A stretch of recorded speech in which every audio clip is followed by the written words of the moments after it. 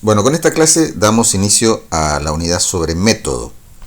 Recuerden ustedes que nosotros les propusimos distintos tipos de abordajes para entender cómo funciona el proceso de diseño, tratar de explicarlo, tratar de ponerlo como objeto de nuestra análisis, de nuestra investigación, tratar de definir mejor sus instancias de decisiones, tratar de comprenderlo mejor. ¿Para qué? Y para poder mejorarlo. Solamente aquello que podemos hacer consciente es susceptible de ser mejorado, porque sobre lo que no tenemos conciencia, lo que ocurre como en la trastienda con el piloto automático está fuera de nuestra manipulación consciente.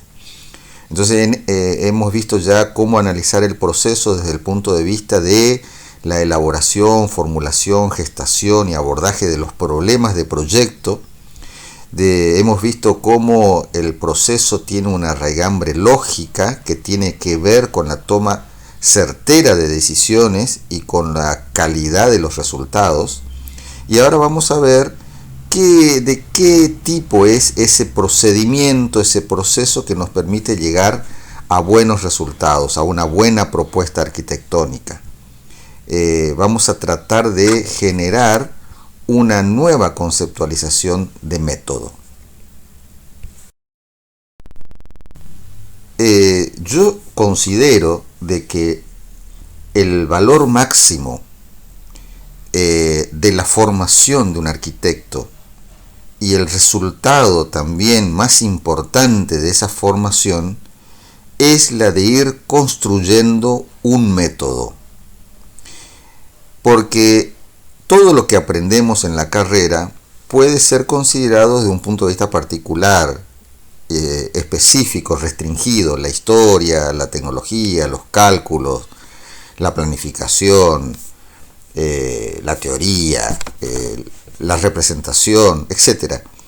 Todo eso se conjuga, se plasma en lo que sería una capacidad del proyectista de llevar adelante su actividad con competencia, con capacidad, con experticia, ¿no? Con calidad.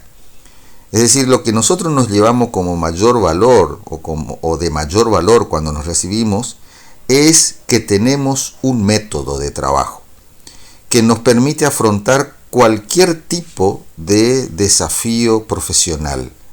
Podemos diseñar el tipo de obra más diverso, desde un picaporte, desde una carpintería hasta un área urbana. O sea, la gama de posibilidades es enorme, y de toda esa gama de miles de posibles propuestas o proyectos profesionales, solo hemos visto un pequeño puñado en la facultad. Hemos visto 20 temas, 15 temas, pero la variabilidad de los temas que podemos abordar en nuestro ejercicio profesional es enorme. Entonces, ¿qué es lo que nos permite a nosotros poder abordar esos desafíos con capacidad, con competencia, con profesionalidad? La posibilidad de tener un método, ¿no? Un método que nos permita realizar actividades de forma exitosa, generar propuestas, proyectos y obras arquitectónicas de calidad. Por eso es tan importante tratar de definir, de conceptualizar, de comprender, de desarrollar teoría, ¿no?, sobre lo que es método, porque en especial nosotros consideramos que la idea actual de método, la idea extendida de método, no nos sirve a los arquitectos ni a ningún diseñador. Bien, aquí entonces les dejo el desafío. Piénsenlo ustedes. En años anteriores hemos hecho un pequeño ejercicio en la clase. Cuando comienza la clase preguntamos: ¿qué es el método para ustedes? Y es casi unánime y extendida esta concepción como un conjunto de pasos, ¿no? El método es un conjunto de pasos, de etapas, ¿no?, para llegar a un resultado. Y la idea del conjunto de pasos es traumática, errónea y negativa para poder darle un valor importante a la idea de método, y ya veremos por qué. Sin embargo, yo les desafío, les propongo que hagan ustedes su propia búsqueda, en este caso aprovechando la bitácora, para poder desentrañar, explorar con profundidad qué es método y cómo impacta en nuestra actividad como arquitectos. Aquí tenemos la primera posición dicotómica, que las personas podrían distribuirse entre estos dos grandes territorios o perspectivas polares, ¿no? Hay unos pocos que piensan que hay un método para proyectar, porque ha sido la búsqueda de la década, entre la década del 50 y el 70 aproximadamente, toda la comunidad internacional de investigación buscó definir y construir el método de proyecto, ¿no? Guiado o formulado a partir de conocimientos matemáticos y lógicos, ¿no? Con una formalización compleja de los procesos de toma de decisiones que fracasó, ¿no? La idea del método único de proyecto fracasó. Y por ahí también creo que entre los que la mayoría de ustedes seguramente les gustará pensar que cada uno tiene su método, ¿no? Y las dos posiciones, en mi opinión, son erradas. Ni hay un solo método universal, ni hay infinitos métodos de proyecto. Cuando uno esgrime la cuestión de la universalidad, ¿no? De que hay millones de métodos, ¿no? Infinitos métodos, ya la idea de método pierde sentido, porque es tanta la variabilidad del fenómeno que ya no se puede hablar del fenómeno.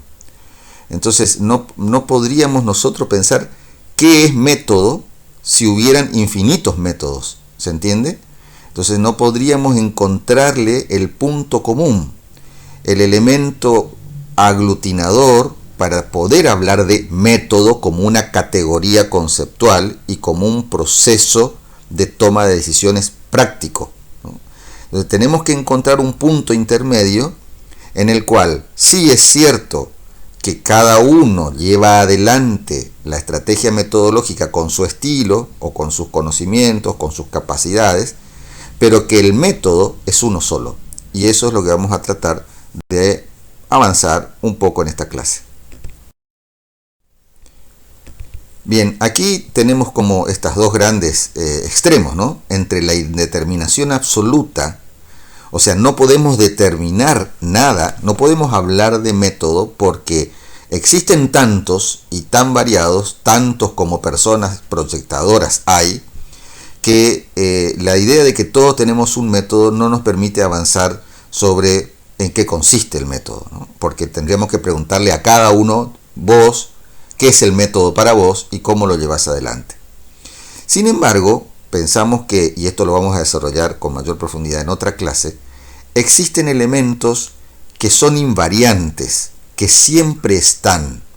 Método implica la realización de determinadas acciones que siempre están, pero que cada uno las lleva adelante con su propio estilo, ¿no? Entonces el método es esta configuración, es este plexo de elementos que son invariantes, ¿no? Que siempre están, pero que cada uno lo realiza de una manera particular. Por ejemplo, pongo un solo ejemplo.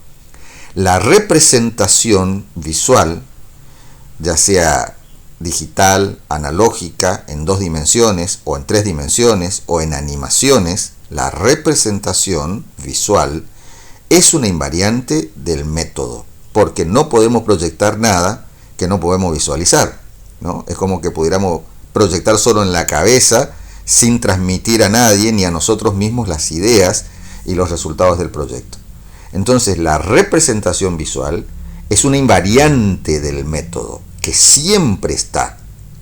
Sin embargo, todos tenemos nuestro propio estilo. Algunos les gusta más representar en corte, otros hacen maquetas, otros hacen más croquis, otros hacen más ideogramas, otros respetan distintas instancias representacionales para mostrar distintos tipos de avances de proyecto, trabajan con estructuras de organigrama, otros trabajan con diagramas, otros hacen bocetos. O sea, hay una gama enorme de posibilidades en lo representacional. pero nadie, absolutamente nadie, se salva de representar, ¿no? Es una tarea intrínseca del método de proyecto y tiene su complejidad. Lo que nos obliga a nosotros a decir cómo podemos crecer nosotros como arquitectos, como proyectistas, en desarrollar un manejo especialista, un manejo experto de todos los tipos de representación para que mis capacidades sean potenciadas al momento de llevar adelante una acción proyectual. Bueno, aquí nos encontramos contra lo que es una verdadera maldición, ¿no? Para poder avanzar sobre nuestra comprensión sobre lo que es método. Porque no se olviden que una de nuestras hipótesis de partida en la materia era que para poder manipular y mejorar algo tenemos que desarrollar una comprensión explícita de ese proceso. Y la comprensión que tenemos del método actualmente es que es una receta, ¿no? Ese conjunto de pasos al cual se alude siempre o de etapas no deja de ser una prescripción de lo que hay que hacer. Primero tiene que hacer esto, primero, segundo, tercero, cuarto, es como instancias que hay que ir recorriendo como en un recorrido de búsqueda del tesoro o como en la receta para hacer el arroz verde que es famosa ya en el libro de Munari, ¿sí? Entonces, la idea de representar el método como un proceso de acciones preestablecidas es un grave error, ¿no? Y más aún, mucha gente desconfía de que el método sea algo interesante para el proyectista, que la idea de método no tiene ninguna importancia, no tiene ningún valor, porque no existe un método que garantice buenos resultados, ¿no? Obvio, no existe ninguna receta que garantice un resultado final como yo puedo garantizar, por ejemplo, en una receta para hacer un buen risotto, ¿sí? Si yo tengo una buena receta y practico lo suficiente, voy a lograr cierta experticia. Por eso están los chefs internacionales, ¿no? Entonces yo voy a poder hacer una comida, digamos, con un alto grado de calidad, ¿sí? Sin embargo, eso no lo puedo garantizar en un proceso de diseño. Y obvio, porque la complejidad del problema que está involucrado en hacer un risotto no tiene nada que ver con la complejidad del problema que está involucrado en una obra arquitectónica en la cual hay cuestiones contextuales, paramétricas, sociales, psicológicas, habitacionales, históricas, económicas, etc., ¿no? La complejidad del problema proyectual, un problema de proyecto, implica que ese tipo de abordaje tipo receta es inadecuado para comprender lo que es método en el diseño arquitectónico. Bueno, aquí me parece que está el origen de todo, la confusión, que es como una trampa etimológica de la palabra, ¿no? Todo quien busca o googlea la palabra método significa camino para llegar a una meta. ¿Está bien? O sea, yo puedo hacer las cosas con método o sin método. Sin método es como comúnmente se dice a la Bartola, a lo que salga, ¿sí? Che, ¿alguna vez cocinaste, no sé, cordero? No, nunca, pero bueno, vamos a meterle, total, algo va a salir. Bueno, propio del correntino. ¿Sí? Sin embargo, otra cosa es hacer algo con método. O sea, de alguna manera el método me facilita a mí un conjunto de acciones y toma de decisiones que me permiten tener un mayor margen de posibilidad para obtener buenos resultados, ¿sí? Como no hay un solo resultado bueno, piensen ustedes, si tienen que hacer el proyecto de una escuela, ¿no? No hay una sola escuela que esté bien proyectada. Yo puedo tener 100 escuelas que estén bien proyectadas, o sea, 100 buenas propuestas de escuela. Obvio, si tengo 100 alumnos, yo podría tener perfectamente 100 buenos proyectos. Entonces, no hay un solo punto de llegada, pero sí que hay buenas condiciones de calidad en esos puntos de llegada, en esas propuestas arquitectónicas, y lo que de alguna manera me da la posibilidad de encarar el proceso con cierto grado de confianza en el resultado es el método. O sea, es un camino para llegar a una meta.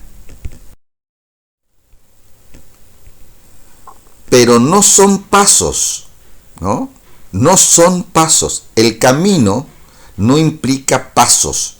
Porque la palabra paso tiene un contenido semántico significativo de que hay una secuencia que hay que respetar de antes y después, ¿no? Primero hay que dar 5 pasos hacia el frente, después 3 pasos hacia la derecha, después 4 pasos hacia la izquierda, ¿no? O sea, la idea de predeterminación está incrustada en la idea de pasos. Porque si yo te digo, yo te voy a dar los pasos que vos tenés que seguir para armar el mueble, ¿no? Entonces yo te digo, bueno, ¿cuáles son los pasos? No, hace cualquier cosa. No, cualquier cosa no, porque si vos me decís cualquier cosa no voy a poder armar el mueble. Ustedes vieron que uno va y compra un mueble, un estante en el supermercado y viene una cajita que yo la puedo llevar en la mano, ¿no? Entonces la abro y empiezan a salir las piezas. Entonces ahí aparecen tornillos de todo tipo y calidad, de todo largo y espesor. Aparecen maderitas más chicas, más grandes, ¿no? Y entonces después yo tengo que ir teniendo como una secuencia de acciones que me permita ir armando el mueble de una manera gradual y coherente. Bueno, entonces ese método de pasos no sirve para el proyecto, porque el proyecto no se configura de esa manera, ni cualquier obra de arquitectura nace con ese proceso. Por eso es que hay que desterrar la idea de los pasos, porque ojalá hubieran pasos, ojalá el proceso estuviera tan estandarizado, tan definido, que me garantizara que yo siguiendo tales y determinados pasos o etapas o instancias, yo pueda llegar a un resultado exitoso. Bueno, eso no existe, ¿sí? No existe, por lo tanto es una idea equivocada. Y todos los que dicen que el método no sirve para nada, en realidad lo que no sirve para nada es su propia comprensión de lo que es método, ¿sí? Hay muchos autores, muchas personas, muchos profesionales que diluyen el valor y la importancia del método porque tienen esta concepción desactualizada, ¿sí? Y errónea de lo que es método.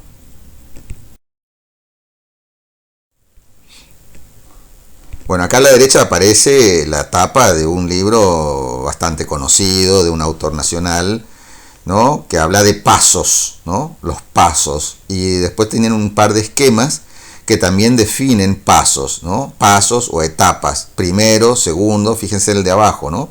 Información, investigación, análisis, síntesis, diseño. Bueno, todos esos pasos son un mapa equivocado para guiar la actividad, ¿no? Es más, les digo, tienen un derecho de autor. Esa idea de investigación, análisis, síntesis surge de un contexto que no es propio del proyecto y menos de la arquitectura, que fue importado por algunos teóricos, si se quiere, ¿sí? Y que después se instaló en la actividad y ahora se acepta como un mantra, ¿no? Como una verdad revelada que nadie discute. Pero no es verdad que nuestro proceso de proyecto funcione de esa manera. Lo peor de todo es que parece verdad, ¿sí?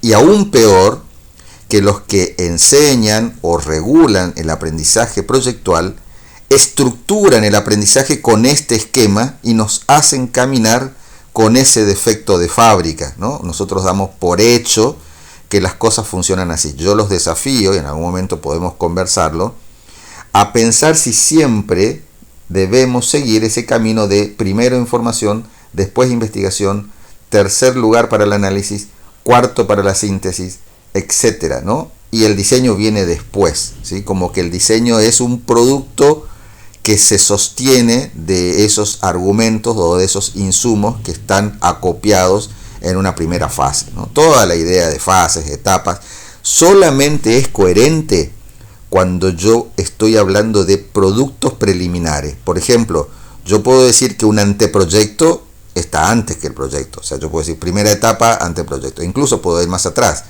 Primera etapa, croquis preliminares. Segunda etapa, anteproyecto. Tercera etapa, proyecto. Ahí sí corresponde, porque estoy hablando de productos preliminares del proyecto. No estoy hablando del proceso, ¿no? Es como que yo diga, a ver, ¿cuál es tu proceso para construir vivienda? Bueno, mi proceso es fundaciones, muros, cubiertas, solado, ¿no? Esos son productos de las etapas de la construcción. No dice nada de cómo yo proyecto la vivienda, ¿no? Ni qué elementos esgrimo en el proceso para definir los espacios, para establecer la escala, la significatividad de la superficie, de los colores, de las texturas, nada. Me habla solo de cómo van evolucionando en el tiempo la concreción de las etapas de construcción. Bueno, lo mismo aquí, ¿no? Entonces, si yo hablo de croquis, anteproyecto y proyecto, estoy hablando de cómo evoluciona el producto del proyecto, no cómo evoluciona el proceso.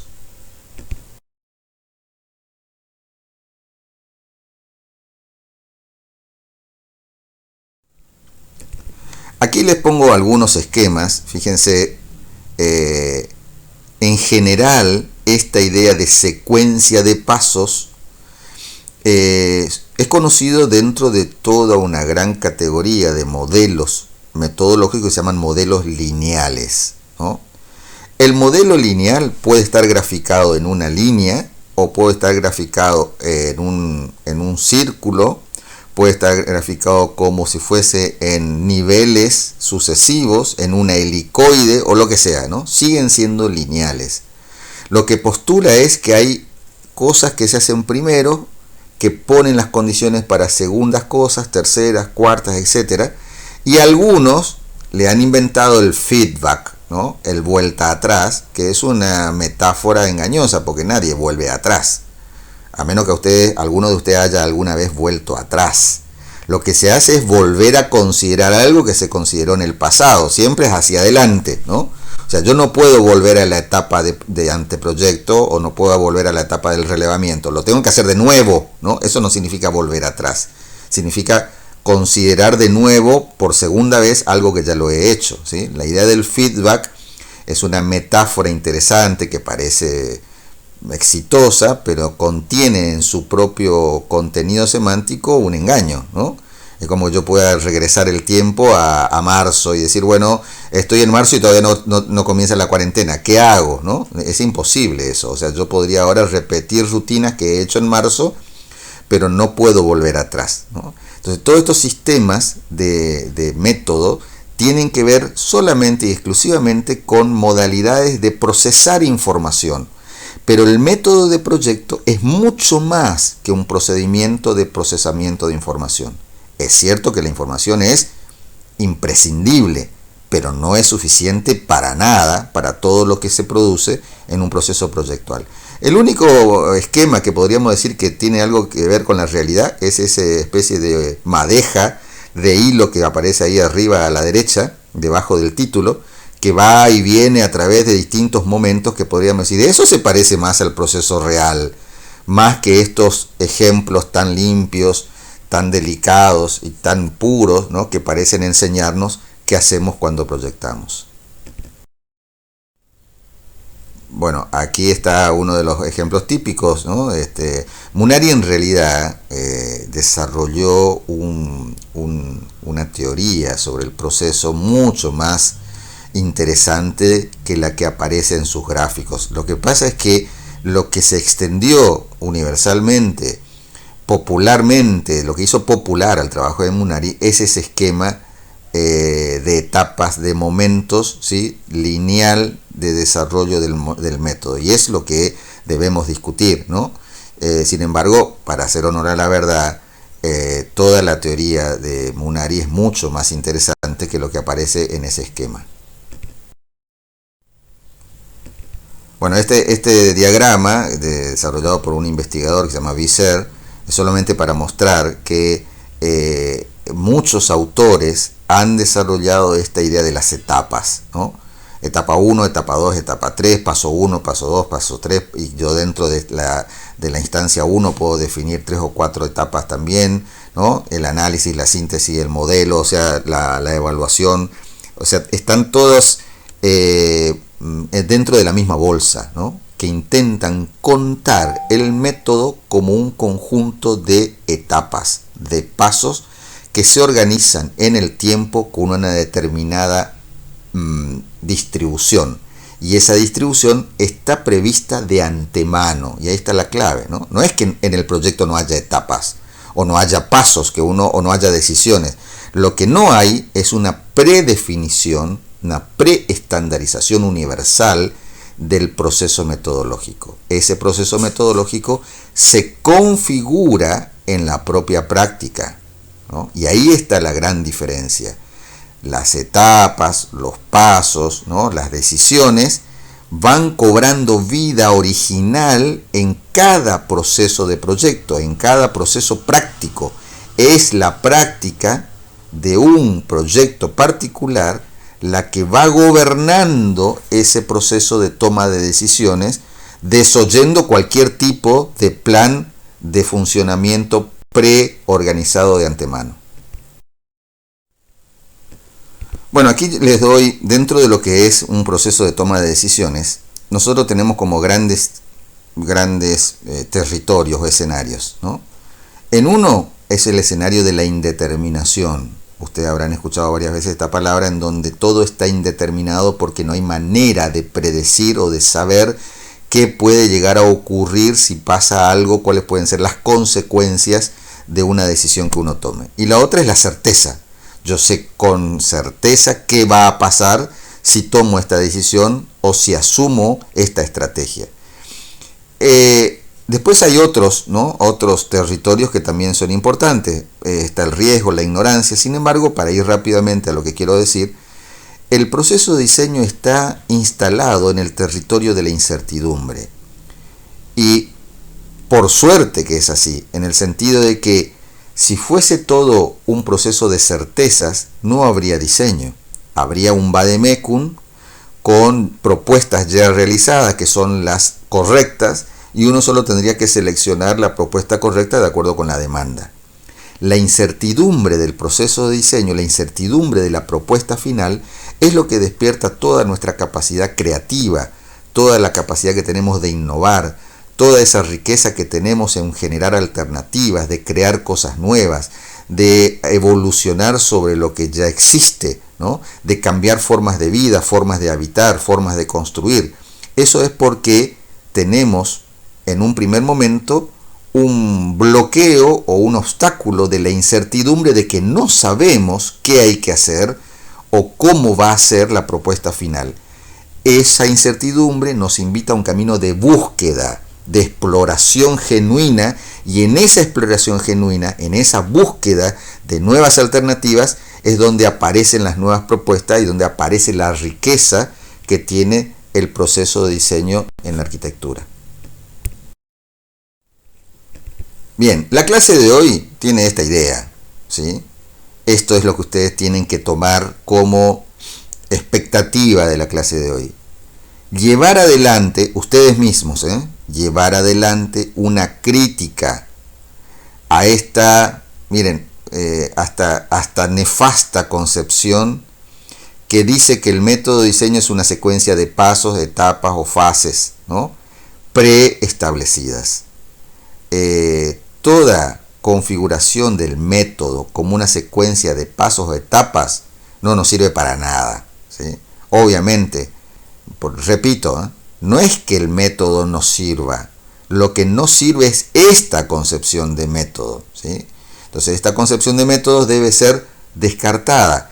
Es una concepción de método útil para armar el mueble, para preparar un mate o hacer el arroz verde, ¿sí? Para eso sirve.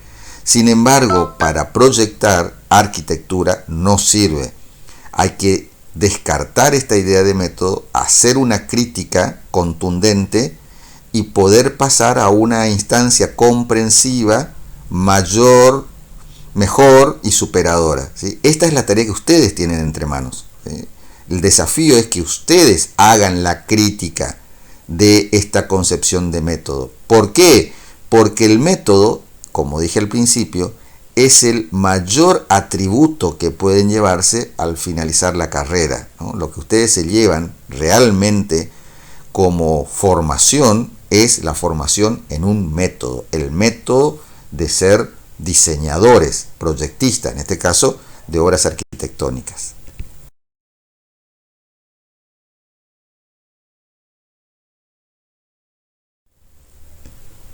Aquí les comento un detalle. Bueno, en la placa anterior está la expresión en inglés, un trabajo ya bastante viejo, digamos del 73, de un par de profesionales, Rittel y Weber, que precisamente tratando de ver cómo se configura la teoría de la planificación urbana, en este caso, ellos ponen en discusión este tipo de consideración de que la planificación, el proyecto urbano, que nosotros lo podemos extender a cualquier tipo de proyecto, puede ser organizado como una secuencia de fases y detectan el origen, digamos, en el escenario militar, ¿no?, de los programas militares y espaciales de los Estados Unidos, obviamente, que habían desarrollado esta expectativa de que todo proceso de planificación o de proyectación podría ser organizado en instancia de fases sucesivas de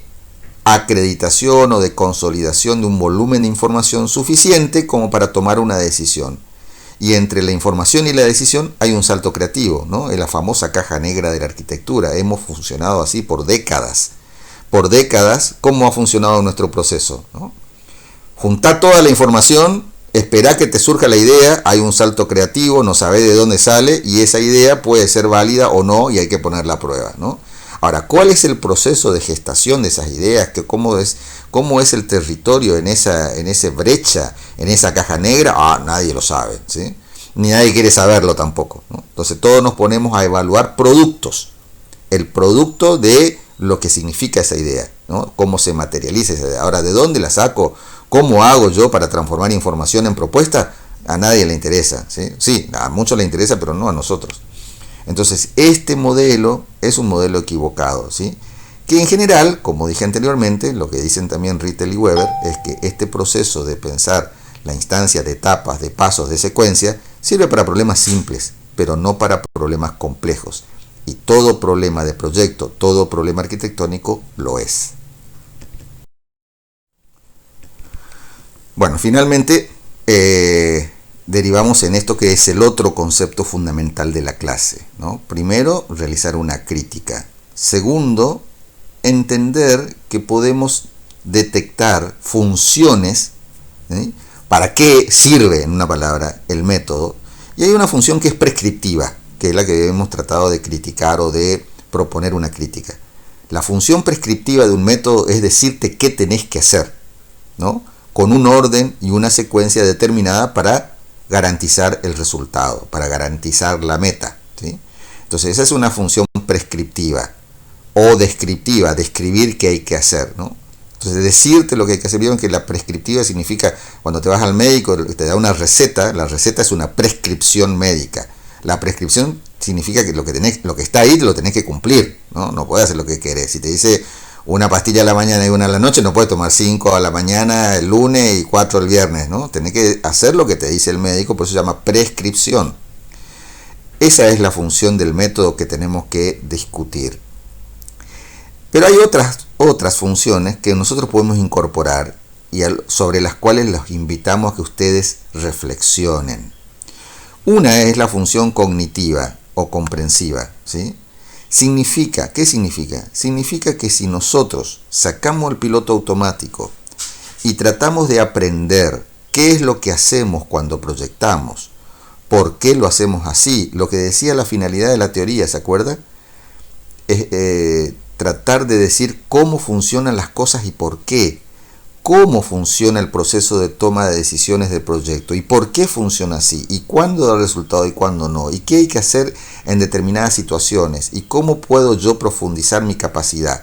Es una función cognitiva. Cognitiva viene de conocimiento, es decir que el método lo que me permite a mí, si lo realizo con la capacidad reflexiva, es aprender y capitalizar la práctica para poder desarrollar la próxima mejor. O sea, el juego de la práctica en una instancia formativa significa que cuanto más proyecto haces, mayor capacidad desarrollas para el futuro, porque cada experiencia te deja una enseñanza que supuestamente la vamos a capitalizar en la próxima oportunidad que tengamos de hacer un proyecto.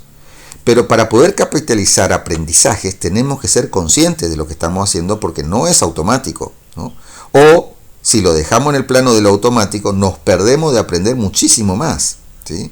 Entonces la función cognitiva del método significa que el método nos da la posibilidad. Método significa la capacidad de aprender de lo que hago. Pero esa capacidad de aprender de lo que hago implica una acción consciente. Es decir, yo estoy proyectando esta vivienda, pero a la vez de generar una propuesta para que me corrija el profe, quiero aprender cómo funciona un proceso exitoso. de proyecto de vivienda, ¿sí? ¿Qué está en juego? ¿Cómo tomo las decisiones? ¿Cuáles son los tiempos? ¿Cuáles son los recursos? ¿Cómo lo tengo que manifestar? ¿Qué tipo de elementos tengo que tener en cuenta y por qué? Etcétera, ¿no? Preguntas, preguntas y más preguntas. Y la otra función es una función que podríamos decir cibernética o regulativa, ¿sí? Que nos permite producir un proceso de proyecto que no esté librado al azar, sino que yo lo pueda gobernar, ¿no? La cibernética es la ciencia del control, del gobierno, de poder darme cuenta si voy bien o voy mal, si tengo que cambiar el rumbo, si tengo que reconfigurar, si tengo que replantear, si tengo que incluir tales o cuales contenidos, conceptos, ideas, procesos en este momento particular del proyecto, ¿no? Es decir, si se me escapó alguna variable, si tengo que profundizar en algún aspecto del proyecto que no tengo bien resuelto. Yo soy el dueño del barco y yo soy el que dice cómo ir, por dónde y por qué, ¿no? Tiene método aquella persona que es capaz de tener control sobre el proceso y poder gobernarlo para que sea eficiente y eficaz, ¿no? Y si podríamos decir efectivo, son tres palabras que parecen lo mismo pero no lo son, ¿no? Gobernar el proceso con eficacia, con eficiencia y con efectividad, ¿sí? Para poder llegar a un buen resultado, a esa famosa meta, ¿no? Estas son las tres funciones. Cuando nosotros hablamos de cuáles son las funciones del método, bueno, hay una función prescriptiva que queremos discutir y hay nuevas funciones que también podemos empezar a indagar. La función cognitiva, que nos permite aprender de lo que hacemos, y la función regulativa, que nos permite tener control, cada vez más control sobre lo que hacemos. Esto es lo que hace un experto, ¿no? ¿Qué hace un experto? Un experto parece que las cosas siempre le salen bien, ¿no? Nosotros al principio tenemos que amacarnos entre los éxitos y los fracasos. Parece que el experto siempre tiene éxitos. Lo que tiene es una gran capacidad de conducir sus procesos hacia resultados buenos, ¿no? Algunos superlativos y otros regulares, pero siempre son medianamente buenos. Eso es porque puede regular y controlar la eficacia del proceso. Bien, como autor o como concepto que subyace a esta concepción, nosotros le vamos a proponer leer un artículo de Edgar Morin que habla sobre lo que es método, ¿sí? Y él distingue entre método y programa. Él le llama programa a esa concepción antigua de método como secuencia de fases, de paso estandarizada que garantiza un resultado, ¿no? Eso es un programa. Ahora, para él método es otra cosa. Y en la misma línea en la que Morin define método es la que nosotros estamos presentando esta estrategia de abordaje para nuestra asignatura, ¿no? Entonces, para Morin, el método es una estrategia del pensamiento, ¿sí? Que no precede a la experiencia particular, sino que se desarrolla en la propia experiencia. Por eso digo, se genera en la propia práctica, ¿no? No está predestinado, no está preestablecido, sino que se construye en la propia praxis proyectual. Y ahora vamos al final a desarrollar un poquito más este concepto de praxis. Entonces, solo a los fines de la discusión y de la reflexión, no para instalarla como una definición canónica, ¿no? Sino simplemente para decir, bueno, si tuviésemos que hacer una definición de esta nueva concepción de método, ¿qué sería método entonces, ¿no? Si ya no es más una secuencia de pasos, ¿qué otra definición la podríamos poner como rival? Bueno, podríamos decir que método es un camino estratégico, ¿no? Estratégico porque va variando sobre la marcha, que se piensa en movimiento, o sea, yo no lo pienso todo de antemano. Tengo que ir pensando y tomando la decisión a medida que voy caminando el método, a medida que voy evolucionando, indagando, explorando, ¿no? Es una exploración estratégica. ¿Para qué? Y para operar y controlar la incertidumbre. No se olviden que había dicho yo que la incertidumbre era el escenario, el territorio de lo proyectual. Porque como no tenemos certeza de lo que tenemos que hacer sí o sí, de antemano, tenemos que descubrirla en la exploración, en la investigación. ¿Para qué? Para promover la autodeterminación. Esto significa darle control al proceso, ¿no? Esto ya no lo dice Morin, lo decimos nosotros, ¿sí? Promover la autodeterminación significa que nadie nos diga a nosotros qué hay que hacer para hacerlo bien, ¿sí? Yo tengo que saber si está bien o si está mal. Y tratar de evolucionar en la capacidad que tenemos de saber si esos resultados son buenos o malos, o sea, la capacidad de evaluar, ¿sí? en un intercambio dialéctico, es decir, de ida y vuelta entre los componentes internos del diseñador y los externos del contexto. Es decir, siempre un proceso proyectual está en el centro entre dos ejes que lo presionan. Lo que quiere hacer el proyectista, el diseñador, porque forma parte de su estilo, de sus expectativas, de su ideología, ¿no? Quiere desarrollar una arquitectura sostenible, quiere hacer una construcción con materiales del hogar, quiere que su arquitectura sea un coherente producto cultural, quiere que responda a los cánones de percepción y significación de la gente local, ¿no? Todo diseñador tiene sus pautas internas, ¿sí? Sus expectativas propias como proyectista individual, que le aporta una especie de particularidad a sus propuestas. Pero también hay factores que son externos a él, ¿no? El presupuesto, el sitio, el entorno, la ciudad, la historia, la expectativa, los parámetros, los códigos de edificación, las demandas del cliente, el tipo de cliente. Es decir, hay un intercambio de información, acción, decisión y resultado que tocan estos dos territorios, ¿no? Se amacan como si fuese un péndulo entre lo que las intenciones del diseñador y las condicionantes y determinantes externas al proyecto. Entonces, todo método es un camino estratégico que se piensa en movimiento para operar y controlar la incertidumbre, promover la autodeterminación del proceso y la evaluación de los resultados conforme a fines, en un intercambio dialéctico entre componentes internos y externos. El análisis de este camino estratégico, la investigación sobre este camino estratégico, el estudio de este camino estratégico es la metodología. O sea, una metodología es un estudio de este tipo particular de acción estratégica que es el método. Bien, en las últimas 3 placas los invito a leer, no lo voy a leer yo porque sería aburrido, la idea esta del método no como un proceso automático, no como un proceso estandarizado, sino un proceso que se construye sobre la marcha, pero que implica y requiere una capacidad de reflexión y de evaluación crítica sobre la marcha por parte del diseñador. Construir esa capacidad de evaluar, proponer, decidir y criticar en el propio movimiento del proyecto es lo que hace al método una praxis, ¿sí? Es lo que hace que el proceso proyectual tenga un componente praxeológico, ¿sí? Praxis está del otro lado, en un extremo opuesto a rutina. La rutina es lo que una vez alguien aprendió y lo hace siempre así, ¿no? El proyecto yo no lo puedo hacer siempre igual, porque cada nueva demanda implica un cambio de 180 grados. Entonces lo que yo tengo que tener es una capacidad praxeológica, una capacidad de poder resolver con cierto grado de capacidad y éxito sobre la marcha en cualquier situación.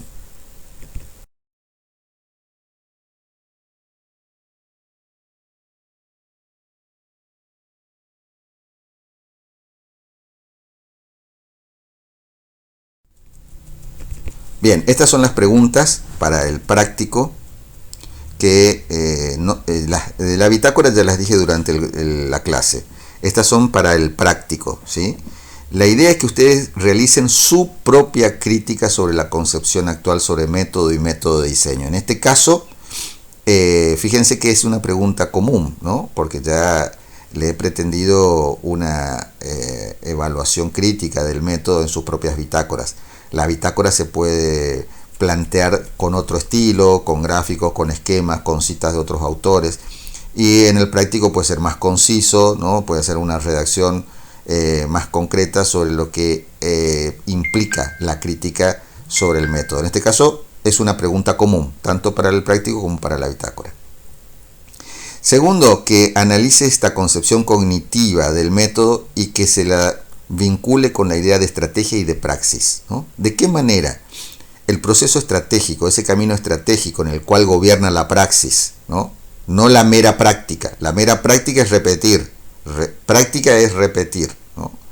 ¿Por qué? Porque está excluida la teoría, ¿no? Si yo digo solo práctica, excluyo la teoría. La teoría implica reflexionar, revisar, criticar, evaluar, decidir, ¿no? La práctica es solo hacer. Entonces, la praxis implica las dos cosas. Praxis es una configuración que incluye práctica y teoría, ¿no? Acción y reflexión. Eso es praxis, ¿no? Entonces yo quiero saber de qué manera esa praxis de acción y reflexión me permite llevar adelante una concepción cognitiva de método, que significa que yo, cuando más desarrollo ese método, más puedo aprender sobre lo que hago. Eso es lo que hay que analizar en esta segunda pregunta. Y en una tercera, tratar de estos conceptos bajarlos a la realidad y ver qué experiencias han tenido en el pasado que pueden permitir analizar algunas de estas cuestiones que hemos descrito o presentado aquí. Hasta la próxima.